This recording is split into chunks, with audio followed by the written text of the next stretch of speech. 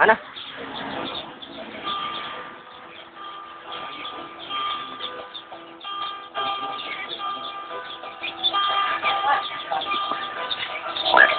Ikaw sanay na itatag sa pamilyan, di makulay ang mundo ng umpisa kong makila ang aking mga kagrupo sa paggawa ng tula. Katagang lumalabas lahat sa puso nagmula na sa tula na nagawa na ako rin ng may kaya tayo nagkatagpo dahil tayo itinak na magkaisa bawat isa at iisa ang ating layon. Ipatuloy ang kahit iba'y isang ayon at ito ako namulat at ito ang aking hilig ang sumulat ng tula upang aking sa mga tagapakinig ang nais na ipabat bawat mensahe ng tula ko na inyong maririnig. Pag may gusto ka sa buhay, pagsikapang maabot bawat paning sa isip mo, lahat iyan masasagot. Yan ang lagi na isipin para ating marating ang dulo ng daan kung saan sila'y nag-aantay sa ating pagdating. Musika ang buhay na aking tinataglay.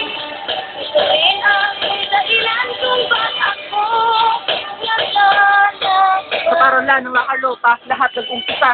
Dito lahat nagkita ng tagpong bawat isa at kung paano nabuo ang aming pagsasama. Anti-crime element kung saan ko nakilala ang aking mga kaibigan at inuri kong pamilya na sa isa't isa. Kahit na ilang milya agwat ng bawat isa at kahit saan patungo, mananatiling ugnayan dito sa aking puso at matakinggan ang tinig ng wastong pagbitaw ng pangkat na ang himig ay gustong isigaw at nais na mapabati na ang aming pinili na buhay musikero kung saan kami mananatili at di kami titigil kahit pa nahadlangan dahil lang sa inggit na di gusto malamangan at kahit pa mauwi sa kasawian na landas di ako takot pagkat alam ko may Diyos sa tagapagligtas. Musika ang buhay na aking tinataglay.